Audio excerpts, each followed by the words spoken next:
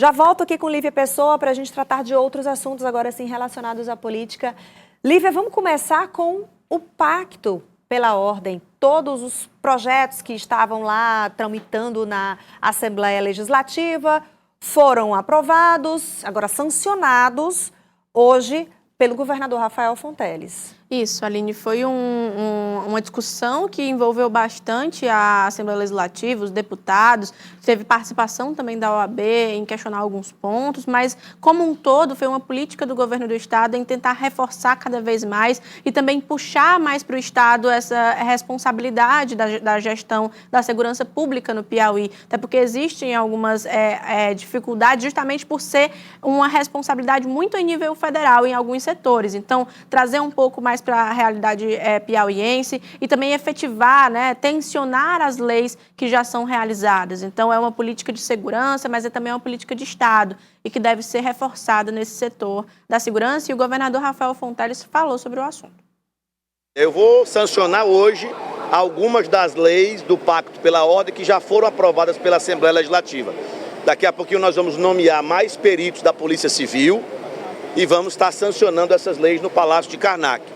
E essas leis, elas vêm a partir de um diagnóstico feito pela Secretaria de Segurança para fechar algumas brechas que vão nos permitir ser mais duros no combate à criminalidade. Enfrentar a criminalidade com a inteligência e a formação humanista das nossas forças de segurança. Não é à toa que o Piauí é o estado menos violento do norte e nordeste do Brasil, segundo o indicador de homicídios por 100 mil habitantes, e ao mesmo tempo é um dos 3 estados do Brasil com menor número de mortes por intervenção policial. Ou seja, nossa polícia atua com inteligência, com tecnologia, com integração. E é isso que tem feito a gente prosperar. E as leis do Pacto pela Ordem vêm para aprofundar esse nosso enfrentamento à criminalidade, esse endurecimento em relação à criminalidade organizada, sem perder essa perspectiva de uma polícia humanista, uma polícia que atua com inteligência. Quem também falou sobre o assunto foi o secretário de Segurança, Chico Lucas. O diálogo tem sido saudável, a Assembleia tem que fazer os ajustes que ela entender necessários e hoje a gente sanciona 6 leis que serão aplicadas imediatamente. A gente já tem reuniões com algumas instituições justamente para garantir que a aplicação dessas leis garanta ao povo mais segurança. Por exemplo, essas operações que nós estamos fazendo nos residenciais do programa Minha Casa Minha Vida, tipo Torquato Neto, já são fruto desse planejamento que nós encabeçamos, chamado Pacto pela Ordem, onde a gente vai atacar desde a criminalidade violenta a efeitos econômicos da criminalidade, como ocupação de imóveis, exploração econômica de algumas atividades. Tudo isso está dentro de um conjunto de coisas que foi pensado, planejado e está sendo executado pelas nossas forças de segurança.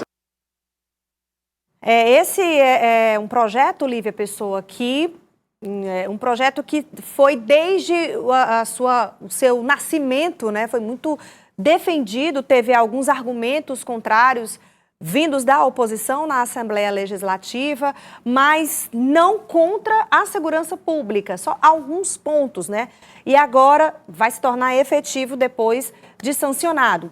Piauí, ele sofre ainda, ele carece muito dessa sensação de segurança, Principalmente aqui, a capital, quanto maior a cidade, maior o nível de insegurança da população. E isso é uma política de Estado, uma política pública que é muito melhor, muito mais eficaz do que ações pontuais, Isso, e também tem aquele teor técnico de fazer com que haja uma efetividade no que já é realizado pela lei. Ou seja, por exemplo, a questão do norteamento, da separação por periculosidade dos presos. Isso faz com que haja um maior filtro da polícia, que elas possam identificar, a polícia militar, a civil, a PRF, identificar esses criminosos.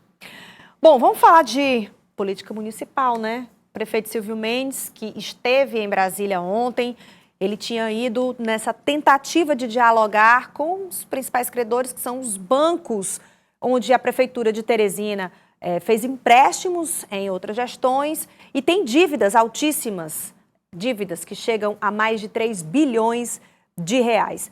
Só que o prefeito Silvio Mendes não conseguiu renegociar essas dívidas da nossa capital e comentou sobre o assunto hoje.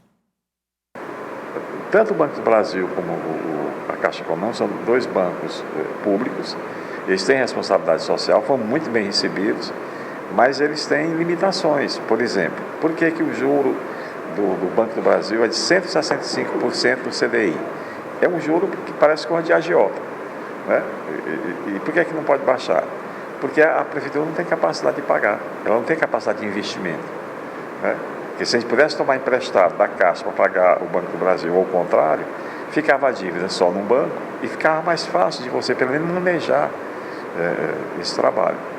Então, as coisas assim, são limitações que a gente precisa compreender. Hoje mesmo eu já recebi aqui, hoje à tarde, uma senhora que tem uma construtora pequena, que prestou serviço à prefeitura, sem ordem de serviço, sem documento de qualquer natureza, e ela vai quebrar, porque eu não tenho como pagar uma coisa que... E ela fez o serviço, eu sei que ela fez, porque ela recuperou o mercado lá do Lorival Parente. Como é que faz? Né? E aí, quem é o responsável por isso? De quebrar uma empresa e gerar desemprego.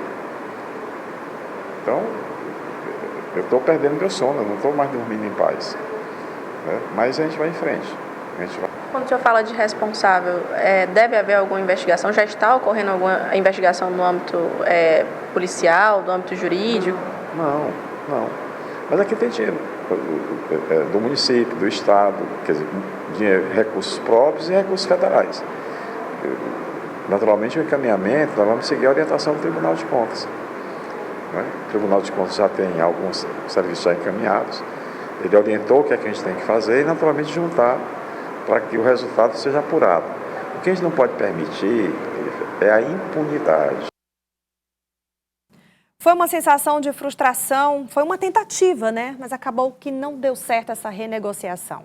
Isso, Aline, o prefeito explicava na entrevista que houve uma tentativa de amortizar parte da dívida, inclusive trazendo para essa discussão com os bancos uma possibilidade de pegar o empréstimo com um banco para pagar a outra dívida, ficar com uma dívida fixa em apenas uma das duas instituições, mas não foi aprovado porque, de acordo com a análise desses dois bancos, a quantidade de dívidas e também a capacidade de endividamento da cidade de Teresina não fazia valer um acordo de que possivelmente não seria pago. Então, trouxe ali esse obstáculo na negociação que não foi aprovado nenhuma das discussões. Não teve uma renegociação de dívida e o prefeito ele traz alguns exemplos de dificuldades no pagamento dessas prestações de contas, na realização dessas prestações de contas, de obras que foram feitas sem licitação, sem documento, que hoje tem pessoas que cobram esses pagamentos, mas que não têm documentação, como foi o caso que ele citou, e também fala sobre uma responsabilização, ou seja, existe uma busca por responsáveis em relação a essas dívidas. Bom, o prefeito também comentou sobre a audiência pública que houve ontem na Câmara Municipal, que foi esvaziada, né? Seria um momento de encontro que o prefeito também iria, mas acabou não indo. Vamos ver o que ele comentou sobre o assunto. Eu me ofereci para fazer esclarecimentos, não foi possível. Na quarta-feira estava marcado, terminou desmarcando, porque tinha uma audiência pública, mas eu estou à disposição. Conversei hoje já com o presidente Enzo, está viajando, mas provavelmente semana que vem eu irei à Câmara. Levantou a documentação, está aqui, olha, os resumos daquilo que foi possível apurar. Né? A Câmara tem responsabilidade também na fiscalização, na condução disso. As prestações de contas, a Prefeitura, qualquer que seja ela, do Brasil inteiro, ela é obrigada todo mês mandar uma prestação de conta para a Câmara e para o Tribunal de Contas. E isso correram livre. Né? Então, é uma situação que poderia ter sido evitada. Enfim, são muitas questões que o prefeito tem, muitos obstáculos, muitas questões que ele tem enfrentado nesse início de gestão. Bom, para a gente encerrar aqui a sua participação, Lívia Pessoa, vamos falar de uma situação aí que é um alerta para os progressistas e talvez um bem-vindo do MDB, deputada Gracinha Monsanta, que registrou, né, uma conversa com o governador Rafael Fonteles. Existia já há algum tempo, entre a deputada Gracinha Monsanta, que é progressista, e o pessoal do MDB, que já estava fazendo esse namoro, estava cortejando já.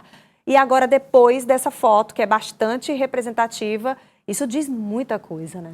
Isso, Aline, existe um caminho de raciocínio que a gente pode seguir, que inicia no encontro da deputada Gracinha com o governador Rafael Fonteles, mas não estavam somente os dois, também estavam deputados do MDB e o pré-candidato a deputado federal Zé Santana, João Madison do MDB, o próprio governador Rafael Fonteles, assim como também a deputada Gracinha, que atualmente faz parte do Progressistas, e Zé Santana, que é o presidente da AGESPISA e também é um dos envolvidos no possível pré-candidatura a deputado federal pelo Partido dos Trabalhadores. Tem João Madison também, deputado que fez essa costura, ainda está fazendo, que é o líder do MDB, e também o presidente da Assembleia Legislativa, Severo Olalho, nessa foto, que demonstra realmente um alinhamento. Agora, tem uma outra foto também que mostra como isso já está muito bem azeitado.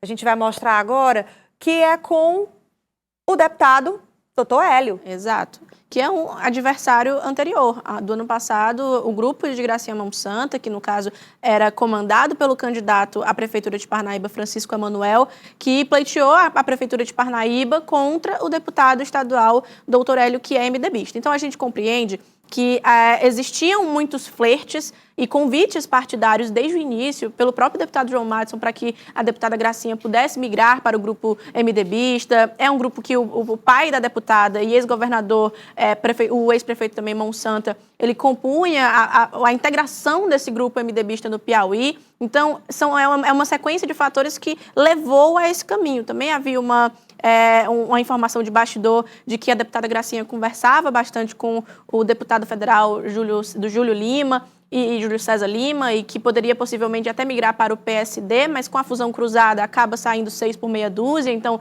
a possibilidade é muito forte dela ir para o MDB. Ela negou, disse para a imprensa piauiense que ela foi para esse encontro para discutir uma integração de obras e estradas para a Lagoa do Portinho e que não teria teor político. Mas encontros como esse, registrados dessa forma, sempre tem um tom político, principalmente a deputada que faz parte da oposição, ou fazia parte da oposição ao governo do Estado. E também com uma repercussão muito grande no grupo progressista. Falei hoje pela manhã com o presidente da sigla em nível nacional, Ciro Nogueira, que disse que o tempo dirá e o povo também irá julgar esses posicionamentos. Mas o grupo progressista aqui no estado do Piauí já repercute essa foto como uma sinalização de saída. Acompanhemos depois. Muito obrigada, Lívia Pessoa. Uma ótima noite para você. Para nós, Aline, até amanhã e até amanhã para você de casa.